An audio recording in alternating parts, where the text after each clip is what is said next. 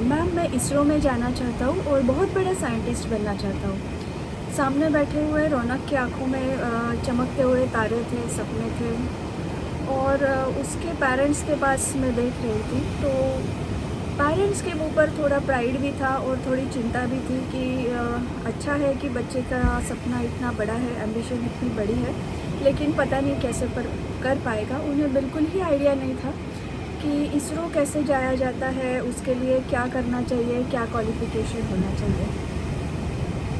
तो दोस्तों स्वागत है आपका आज की कोमल की दुनिया में। और मैं रत्नागिरी के मांडवी बीच पे हूँ और मेरे पीछे ही बीच है और शायद मेरी आवाज़ थोड़ी मफल आ रही हो आपको क्योंकि लहरों की आवाज़ भी आ रही है और उस गाज के बैकग्राउंड में हम आज का वीडियो कर रहे हैं। तो लौटते हैं अपने टॉपिक पर, कैरियर्स इन इसरो पर। इसरो में जाने के लिए या रिसर्च में करियर बनाने के लिए बहुत से स्कूली बच्चों में एक क्रेज़ देखते हैं हम। क्रेज़ में इसलिए कह रही हूँ कि इन बच्चों ने किसी स्पेस मिशन का कोई कवरेज फुटेज देखा हुआ होता है, ग्लोरीफाइड वे में बनाया हुआ। ग्लोरीफाइड किया भी जाना चाहिए ऐसे कामों को। बड़े साइंटिस्ट की सक्सेस स्टोरीज़ पड़ी हुई होती है तो ये तो बच्चों को पता होता है, उससे बच्चे इन्फ्लुएंस होते हैं, मोटिवेटेड होते हैं और मैं कहती हूँ मोटिवेट होना भी चाहिए। लेकिन बच्चों को ये नहीं पता होता कि उसके पीछे उन साइंटिस्ट की कितनी कड़ी मेहनत होती है, कितने सालों की तपस्या होती है, कितनी लगन होती है और एक सक्सेस स्टोरी के पीछे कितने सैकड़ों भी फेल्योर्स उन्होंने देखे हुए होते हैं और वो डाइजेस्ट किए हुए होते हैं। तो जब बच्चे इस तरह का करियर जब सिलेक्ट करना चाहते हो जो हाईली डिमांडिंग हो, सैक्रिफाइसेस डिमांड करता हो, तब बच्चों को ये सिर्फ क्रेज़, उसकी एक ग्लोरीफाइड साइड नहीं, उसका ग्लैमर नहीं, उसके पीछे की जो मेहनत है, लगन है, वो भी बताना पेरेंट्स का और टीचर का काम है। कुछ पेरेंट्स आते हैं, वो कहते हैं कि हमारे बच्चे को रोज़ कुछ नया नया करना पसंद है, वो रोज़ कुछ नया करता है, नया खोज के निकालता है, नई चीज़ करता है, तो उससे हम इसलिए रिसर्च में डालना चाहते हैं ताकि वो कोई रोज़ नई खोज कर सके। तो ये बिल्कुल ही विपरीत वो है रिसर्च फील्ड में जाने के लिए, क्योंकि रिसर्च में जाने के लिए आपको एक ही चीज़ पे बहुत समय तक लगन से काम करना पड़ता है, लगे रहना पड़ता है। कभी कभी सालों तक एक ही चीज़ पर आप काम कर रहे होते हैं, तो रोज़ तो कोई नई चीज़ खोज करने नहीं मिलती और टीम में काम करना पड़ता है। इन टीम में हर टीम मेंबर को एक काम दिया हुआ होता है, उनका जो रोल होता है। कई बार तो सिर्फ रिकॉर्ड लिखना, जो ऑब्जर्वेशन है वो ऑब्ज़र्व करके उसके रिकॉर्ड लिखना, नोट करना, इतना सा भी काम हो सकता है। तो फिर भी लगे रहना पड़ता है कि आगे और अच्छा प्रोफाइल और अच्छा काम करना मिलेगा। इस होप पे रिसर्च फील्ड में इस तरह के काम भी कुछ समय तक, सालों तक करने पड़ते हैं, तो ये काम बहुत बोरिंग भी हो सकता है। तो जब बच्चे ये बात कहते हैं तब उन्हें मैं डिस्करेज बिल्कुल भी नहीं कर रही हूँ जाने के लिए। मुझे लगता है बच्चे जाए और करें और बहुत खुशी की बात है देश के लिए ज़्यादा से ज़्यादा लोग इस तरह मुड़ना चाहे।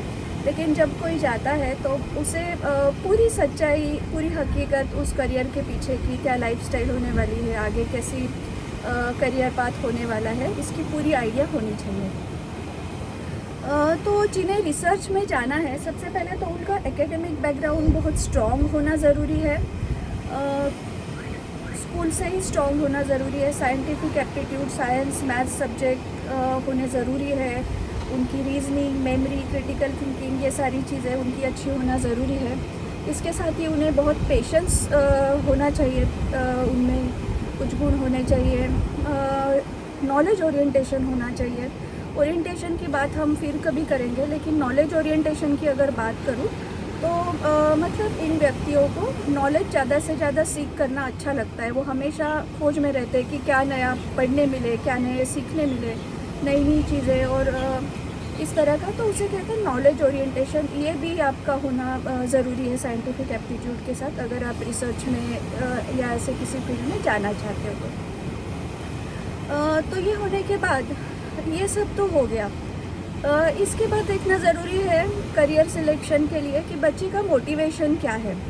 अगर आपको लगता है कि आप देश के लिए कुछ करना चाहते हैं, किसी बड़े पार्ट का हिस्सा बन के अपना कंट्रीब्यूशन देना चाहते हैं, इस जज्बे के साथ जाना चाहते हैं, और ये सारे गुण जो बेसिक रिक्वायरमेंट्स है रिसर्च करियर के लिए जाने के लिए वो है, और आपका ये मोटिवेशन है कि आप कुछ कंट्रीब्यूट करना चाहते हैं, तो आपको ज़रूर इस फील्ड में जाना चाहिए। अगर आपका मोटिवेशन, आपको पूछना चाहिए बच्चों को, पेरेंट्स को, इस पे चर्चा करनी चाहिए क्या मोटिवेशन लाइफ में मनी है, और इसमें कोई गलत बात भी नहीं है। अगर आपको लगता है आप बहुत पैसे कमाएं, बहुत अच्छी लाइफस्टाइल हो, आपकी जीवन शैली बहुत अच्छी हो, अच्छी चीज़ें आप अफोर्ड कर सकें, तो मैं कहती हूँ इन सारे अच्छे गुणों के साथ आपको टेक्नोलॉजी से रिलेटेड दूसरे भी कई अच्छे फील्ड्स हैं, ऐसे कोई प्रोफेशन सिलेक्ट करना चाहिए। अगर आपका मोटिवेशन फेम है, फेम भी किसी का मोटिवेशन हो सकता है। जब हम साइंटिस्ट की सक्सेस स्टोरीज़ पढ़ते हैं और मोटिवेटेड होते हैं कि हमारी भी कभी इस तरह से स्टोरी पढ़ के आए और हम भी बहुत बड़े इस तरह के नामचीन बनाए, नाम कमाए, ये भी मोटिवेशन आपका है, और बाकी के सारे गुण अगर आप में मौजूद है, तो भी मैं कहती हूँ कोई हर्ज नहीं है आपको रिसर्च फील्ड में जाने के लिए। गुड इनफ मोटिवेशन कि आप ये करना चाहते हैं। लेकिन जैसे कहा जाता है कि फल की अपेक्षा किए बिना तो फेम की अपेक्षा किए बिना, इस फील्ड में जब जाते हैं तब आपको सालों साल एक ही चीज़ के पीछे लगे रहना पड़ता है। आपको पता नहीं कि आपके लिए वो यूरेका का दिन कब आएगा, क्योंकि बच्चे जनरली क्या होता है कि हम फिल्म्स में देखते हैं कि फनल होता है, बीकर होता है, फ्लास्क होता है, उसमें अलग अलग कलर के कलरफुल लिक्विड्स मस्त घूम रहे होते हैं, और बड़े चश्मे पहन के साइंटिस्ट कोई वर्क कर रहा होता है और अचानक उसका यूरेका मोमेंट आ जाता है। तो रियल लाइफ में ऐसे कम बार होता है, टीम में काम करना पड़ता है और इतने जल्दी आपका यूरेका मोमेंट नहीं आता। तो आपका फेम भी मोटिवेशन है, तो आपको ये गुण होना चाहिए कि आपको जितने सालों तक बहुत से सैक्रिफाइस करके अगर एक ही चीज़ के पीछे लगे रहना है तो आप में उतनी हिम्मत है। तो ये हो गया सिलेक्शन के बारे में।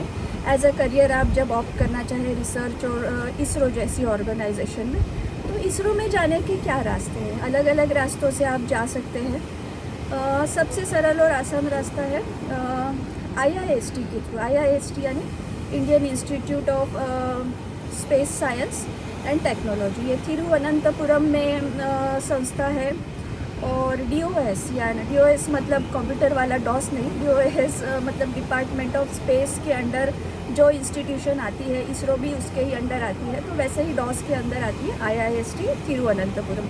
तिरुवनंतपुरम में अंडर ग्रेजुएट, ग्रेजुएट और PhD लेवल के कोर्सेज होते हैं। तो उसमें BTech होता है, BTech एरोनॉटिकल साइंस होता है, और BTech electronics and communication avionics में होता है। तो इन दोनों के लिए ओपन के लिए 60 सीट्स है, जो कि कम नहीं है। 60 एरोनॉटिक्स के लिए और 60 इलेक्ट्रॉनिक्स एंड कम्युनिकेशन के लिए। तो इसके सिवा 20 सीट्स MTech के लिए भी होती है, जो इंटीग्रेटेड है 5 साल का BTech के साथ ही MTech, उसके लिए भी 20 सीट्स है IIST में। तो कैसे होता है IIST का एडमिशन? IIST का एडमिशन होता है JEE एडवांस के थ्रू। JEE एडवांस में आपको मेरिट में अच्छी रैंक लाना ज़रूरी है, और उसके लिए रजिस्ट्रेशन करना पड़ता है। तो इस साल जैसे मई 24 में 26 मई को 2024 में JEE एडवांस की एग्ज़ाम है। एग्ज़ाम होने के बाद इस साल 3 जून 2024 को IIST की लिंक खुलेगी रजिस्ट्रेशन के लिए। आपको रिज़ल्ट आने के बाद IIST के लिंक पर जाके उसमें एडमिशन के लिए अलग से रजिस्ट्रेशन करना पड़ता है। तो वो लिंक 3 जून को खुलेगी, तो अगर आप इंटरेस्टेड है तो रजिस्ट्रेशन करना ना भूलिए। पिछले साल का अगर आप स्टैटिस्टिक्स देखें तो 1200 के रेंज में ओपन की एडमिशन की कट ऑफ गई है, और बाकी कैटेगरीज़ की उसके नीचे। तो 1200 के रैंक तक या उसके ऊपर नीचे भी आपकी अगर रैंक JEE एडवांस की आती है तो आप होपफुल रह सकते हैं। फर्स्ट राउंड के बाद ओपन राउंड्स भी होते हैं, अगर ज़रूरत पड़ी तो आपको अगर जाना है तो आप कोशिश कर सकते हैं, और ज़रूर आप रजिस्ट्रेशन जून के बाद जो होगा वो करिए। इन सारे इंस्टीट्यूट्स के, इसरो के भी और IIST के भी लिंक मैं नीचे डिस्क्रिप्शन बॉक्स में दूंगी, तो आप वो देख सकते हैं या आप खुद नेट पे सर्च कर सकते हैं। फिर ऐसा नहीं है कि अगर आपको IIST में एडमिशन मिल गया तो आपको इसरो में डायरेक्ट एंट्री मिल जाएगी। उसके लिए भी आपका ट्रैक रिकॉर्ड, आपका एकेडमिक परफॉर्मेंस बहुत अच्छा होना ज़रूरी है। जैसे अगर बीटेक की डिग्री 4 इयर्स की है, 4 इयर्स की है, एमटेक की 5 ईयर की है, तो उतने ही स्टिपुलेटेड टाइम में आपको डिग्री कंप्लीट करना ज़रूरी है। आपको कोई ड्रॉप नहीं लगना चाहिए और आपका लास्ट ईयर का CGPA 7 होना चाहिए। आपका क्यूमुलेटिव सारे ईयर्स का CGPA 7.5 होना चाहिए। और इतना होने के बाद भी आपको डायरेक्ट एंट्री नहीं है। इतना होने के बाद भी आप जब अप्लाई करेंगे तब आपका इसरो के सीनियर साइंटिस्ट के द्वारा इंटरव्यू होता है, और अगर आप इंटरव्यू में सिलेक्ट होते हैं तो आपको इसरो में जॉब आपकी या इसरो में आप ज्वाइन कर सकते हैं। ये हो गई IIST की बात। अभी IIST के सिवा भी और कोई पाथवेज है क्या? तो है।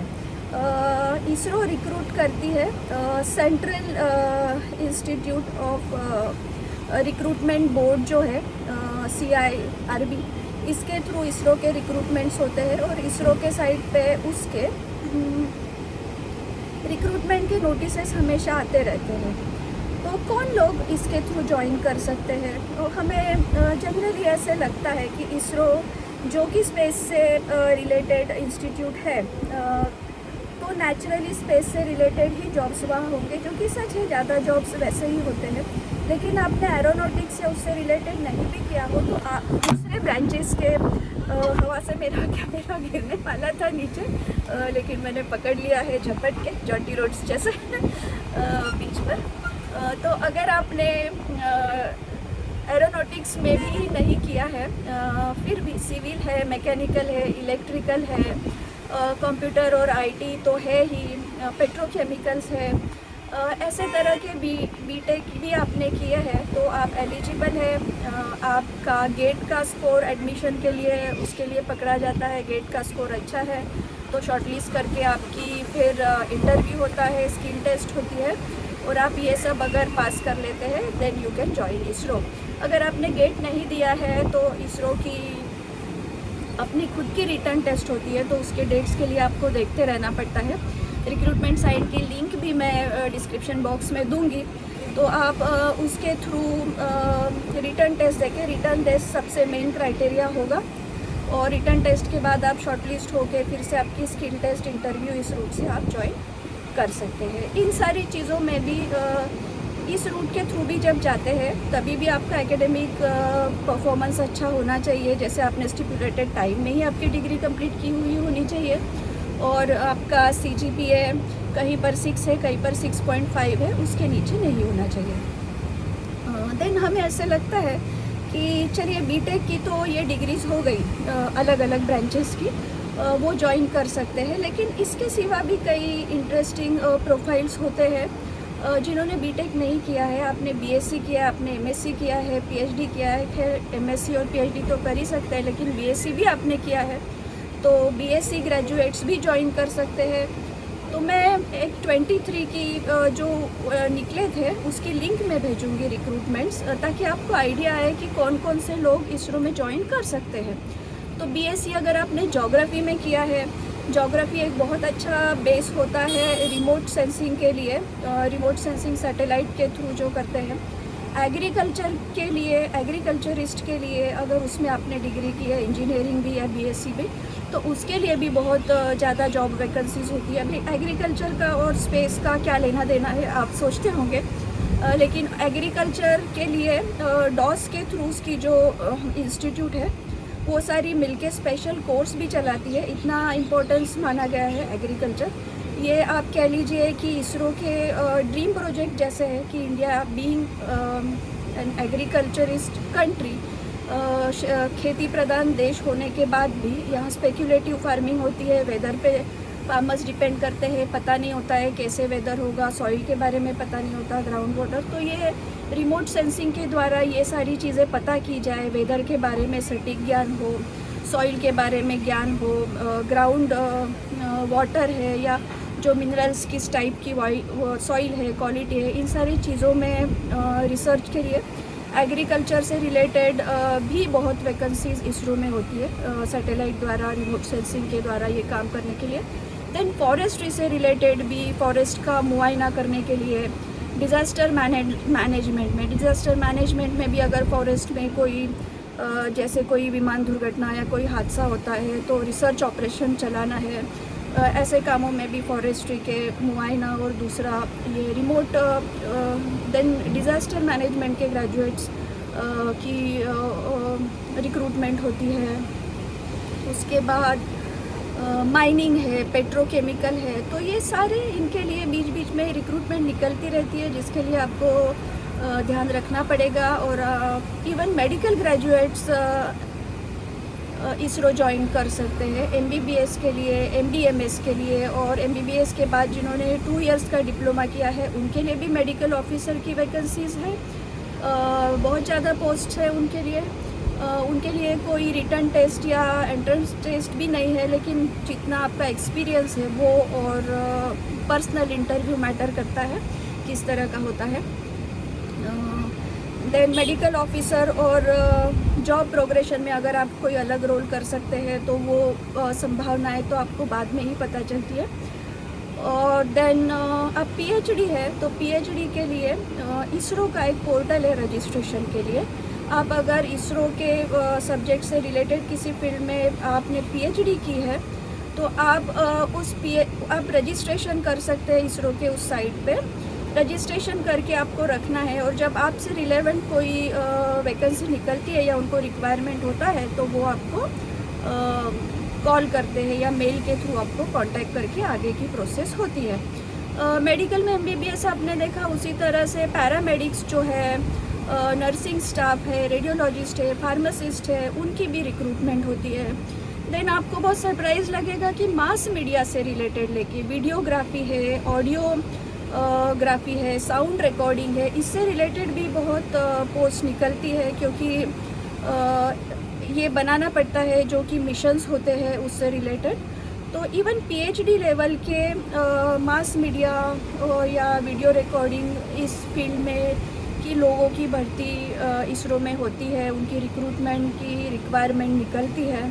तो आप एक बार देख लेंगे वो लिंक मैंने जो दिए, तो आपको पता चल जाएगा कि आप, अगर आपको ये प्राइड आप चाहते हैं कि आप इसरो से रिलेटेड है, ये आपको ऐसे लगे कि आप इसरो से रिलेटेड है और आप साइंस फील्ड से या एरोनॉटिक्स से रिलेटेड नहीं है और इन फील्ड से भी रिलेटेड है, तो अभी भी आपको होप है कि आप इसरो से जुड़ सकते हैं। इवन सोशियोलॉजी में ग्रेजुएट्स की भी रिक्वायरमेंट्स होती है, तो आप ये सब एक बार ज़रूर देखें। अगली बार हम इसरो की डॉस की जो दूसरी इंस्टीट्यूट्स है उसके अंडर आने वाली, उनके बारे में भी जानने की कोशिश करेंगे। लिंक ज़रूर देखिए, और जिन्होंने जेई एडवांस दिया है वो आईआईएसटी का रजिस्ट्रेशन ज़रूर करें।